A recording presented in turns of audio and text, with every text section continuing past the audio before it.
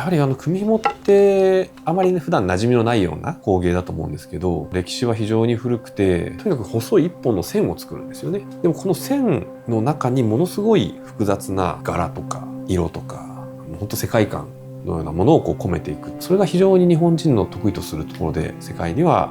類を見ないような工芸ですので、細かい組目、美しさっていうのを見ていただければなというふうに思います。株式会社道明、有足組紐道明はですね、1652年に創業しておりまして、江戸時代でいうと貞応元年、今年で373年目ですね。私が10代目ですね。創業時から組紐のをずっと作り続けてまいりました。創業時、江戸時代はですね、やはり武士の時代ですので、武士の刀の作業、それ以外にもでも生活の様々な場面に紐っていうものが使われていて、いろんなものを結んだり、何かと何かを結びつけたりするっていう用途に組紐っていうのがすごく使われておりました。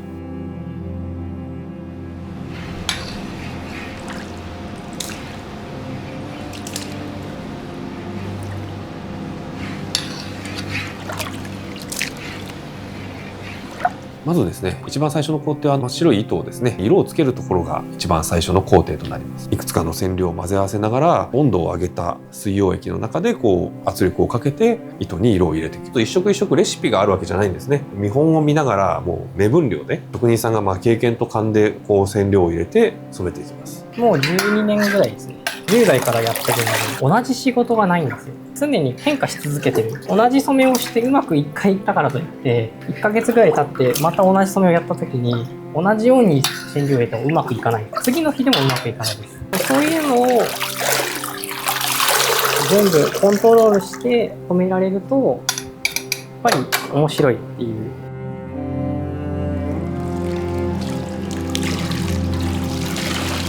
こちらがですね、組紐作りの非常に代表的な丸台という台でして、こういったですね、円盤の真ん中に穴が開いてるんですね。で、ここにですね、真ん中に鉛が入ってまして、玉と呼ばれる、重りですね。ここにシルクの糸を束ねたものが巻き付けてあります。玉数が多いものですと50玉とか、歴史的な古いものですともう150玉とか、もう400玉とかですね、すごい多いものもあります。で、そこから初めて組紐を組むという工程になりまして、糸を一定の手順で動かしていくとですね、この下の重りに引っ張られてどんどん下の方に糸が組まれていく。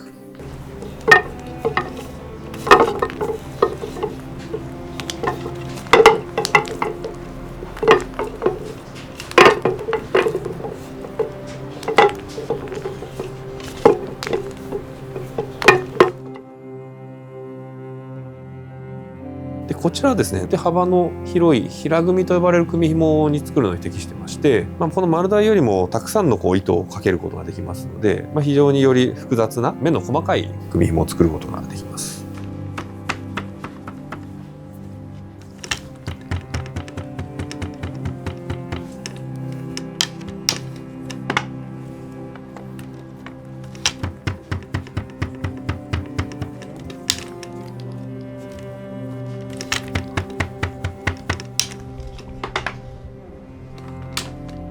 同じ台でも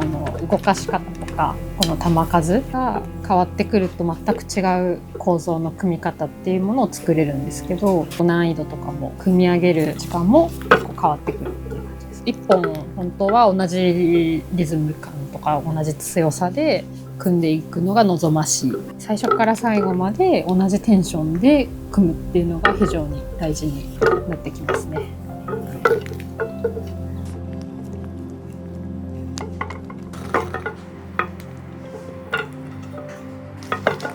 有足というのは古典の知識とか技術をちゃんと把握してるっていうような意味合いがありますので、古典の技術を踏まえて新しいものを作っていく。新しいものを作る時も古典の技術を踏まえてやっていくと。うちの会社としてずっとですね、ここ100年ぐらい、いろんな歴史的な古い組紐の調査をしてきまして、それを克明に復元したものがこちらですね。東北地方にある中尊寺というお寺にある藤原秀衡のミイラの棺の中に入ってた紐なんですね。この作り方も長らく謎とされていたんですけど、調査して、そこから何年かかけて復元することができました。それからこちらは平安時代に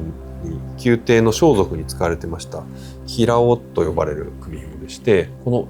1センチほどの段を1段組むのに丸1日、長さが3.6 メーターぐらいありますので、1本組むのに丸1年ですね。そういったものもあります。こういった非常に古い